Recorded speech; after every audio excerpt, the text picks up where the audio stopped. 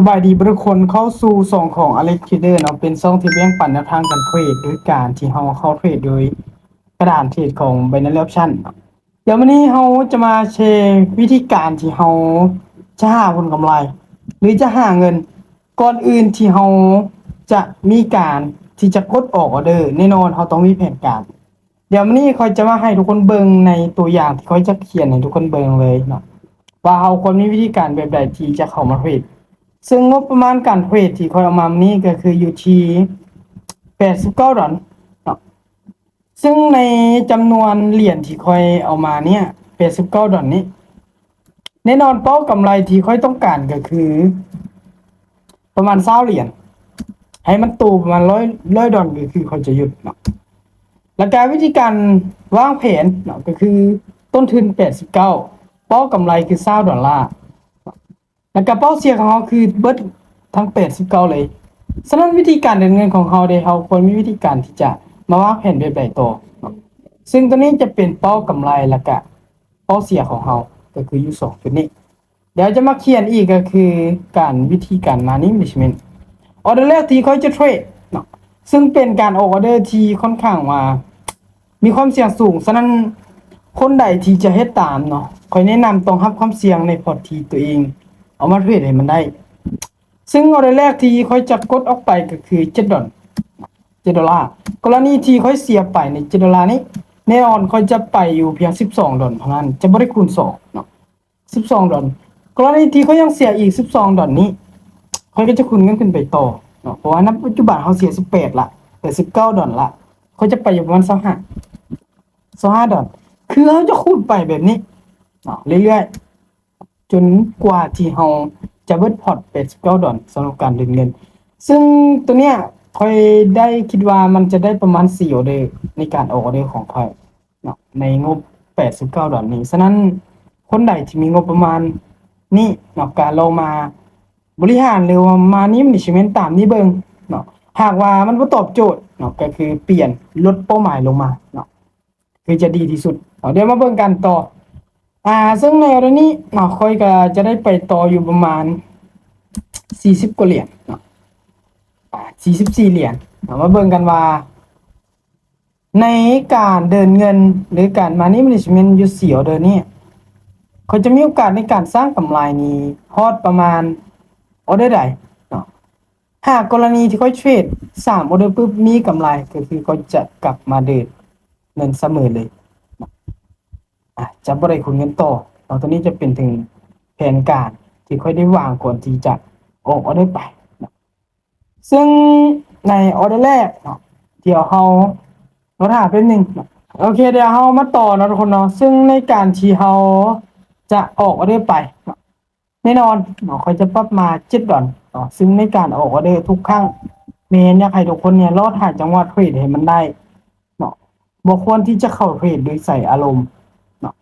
เราต้องลดหาการเข้าออเดอร์ที่ตัวเองเนี่ยคิดว่ามันมีวิเลตในการที่จะหาผลกำไรได้คือจึงออกซึ่งออเดอร์นี้เนื่องจากว่าจุดที่ตลาดเนี่ยพยายามมีการที่จะปฏิเสธราคาขึ้นไปก็เลยเลือกที่จะออกในฝั่งบ่ายขึ้นอยู่$7ในกรณีที่ค่อยพลาดออเดอร์แรกแน่นอนค่อยก็จะบริหารเงินค่อยไปต่ออันนี้จะเป็นถึงวิธีการวางแผนก่อนเข้าเทรดให้ทุกคนสังเกตเบิ่งทางออเดอร์ที่ค่อยได้และออเดอร์ที่ค่อยเสียเบิ่งเนาะพอเวลาที่ค่อยกำไรแนวใดๆออเดอร์นึงค่อยจะกลับมามีกำไรบ่หรือว่าจะขาดทุนเนาะตัวนี้จะสำคัญในเรื่องการที่เรามีการ Money Management ให้มันแมทกับเม็ดเงินที่เราเอามาเนาะโอเคนะเราเบิ่งในออเดอร์ที่2ซึ่งในกรอบราคาเนี้ยมันอยู่ต่ำในกรอบราคาที่เป็นแนวรับแล้วนะฉะนั้นในการทำกำไรแน่นอนคนมักจะเทรดก็คือจะอยู่ในฝั่งซื้อเนาะจะอยู่ในฝั่งซื้อจะหลายก่อนเนาะเดี๋ยวเขาจะตีกรอบเป็นราคาแนวรับเป็นคนแบบนี้เส้นสีฟ้านี้มันจะเป็นกรอบราคาแนวรับของมันเมื่อราคานะครับที่มันลงมาฮอดในจุดบริเวณนี้มีโอกาสที่มันจะปฏิเสธราคาขึ้นไปเป็นเขียวได้ฉะนั้น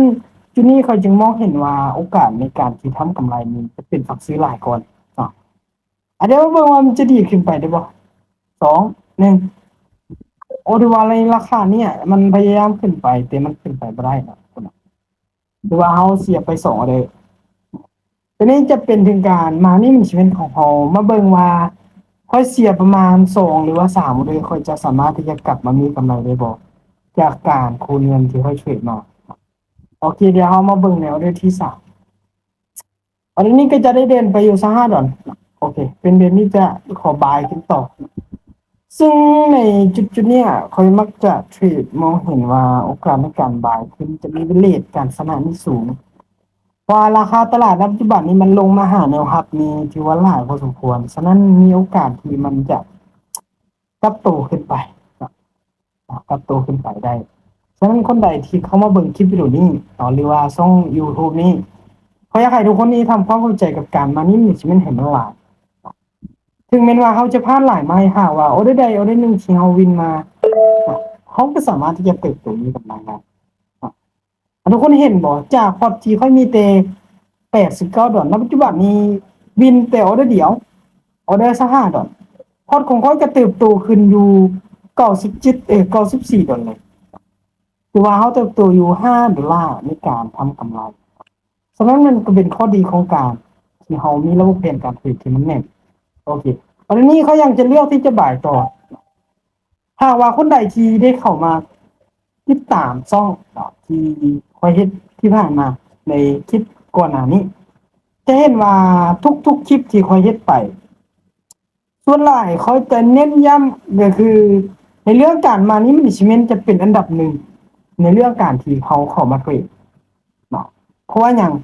หากว่ามื้อใดที่โตของเขาสามารถเฮ็ดให้ความเสี่ยงกับเม็ดเงินที่เขาเอาเข้ามาลงทุนมันต่ำเขาจะมีโอกาสในการหาเงินจากตลาดนี้ได้หลายเนาะเป็นอย่างจริงว่าได้หลายเพราะว่าความเสี่ยงที่เขาแบ่งออกมาเนี่ยมันจะแมทกับต้นทุนที่เขาต้องการที่จะให้มันขึ้นสู่และมันจะแมทกับกำไรที่เขาต้องการจะไปได้เนาะตัวนี้มันจะแมทกันเลยหาว่าคนใดที่มีการวางแผนแบบนี้เดียวค่อยก็จะได้ไปต่ออีกประมาณออเดอร์นึงก็คือจะได้หยุดเพราะว่าปัจจุบันเนี่ยพอร์ตก็เติบโตขึ้นสู่$100เนาะเพราะเป้าหมายของเขาให้มันได้ประมาณ100หรือว่า$120ก็คือหยุดเลยแต่ในจุดนี้เป็นอย่างพอจึงเลือกที่จะบ่ายขึ้นไปเนาะให้ทุกคนสังเกตเบิ่งหาแนวรับที่เขาตีไว้นี่ในกรอบราคาเนี่ยมันตลาดเนี่ยมันยังลีนอยู่ในกรอบนี้บ่ได้เดือมันยังพยายามขึ้นไปหาโซนบริเวณที่เป็นแนวต้านฉะนั้นการที่เขาจะทำกำไรคือจะเป็นในฝั่งบายจะมีอยู่เลขที่ว่าค่อนข้างสูงก่อนเนาะที่ว่าเฮาวินมาปัจจุบันเฮาวินมา3บ่ได้ติดกับเติบโตแล้วเด้เนาะเติบโตอยู่100กับ$7แสดงว่าผลกำไรที่เขาได้ก็ถือว่า$20เนาะถือว่าดีเนาะฉะนั้นหากว่ากรณีในจุดใดที่เฮายังต้องการกำไรหรือว่าเอาใดๆที่เฮายังมั่นใจแต่เป้าหมายของเฮาไปฮอดคือแนะนำให้หยุดก่อนได้และตัวค่อยในปัจจุบันนี้ค่อยก็จะหยุดเช่นกันค่อยก็จะหยุดในการเทรดเพราะว่าเป้ากำไรที่ค่อยได้ก็คือ$20ได้ละฉะนั้นเฮามาลงทุนกำไรทีนี้จะเป็นถึงวิเลตการเทรดของเฮาอาจจะ66%อาจจะบ่ได้ค่อยสูงปานใดแต่มาเบิ่งกำไรเฮาจะได้หลายว่าการวางแผนระบบที่มันดีและการมานี่ไม่ใช่และการมานี่ management ที่มันแมทกับต้นทุนและแมทกับกำไรที่ต้องการมันจะสอดคล้องกับสิ่งที่เราต้องการก็คือผลลัพธ์ที่มันดีฉะนั้นคลิปวิดีโอนี้ขอฝากให้ทุกคนนี้กดไลค์กดติดตามไว้หากว่าคนใดอยากพลาดคลิปดีเดี๋ยวเขาจะมาแบ่งปันและก็แชร์ในช่องนี้ช่องเดียวเท่านั้นทุกคนได้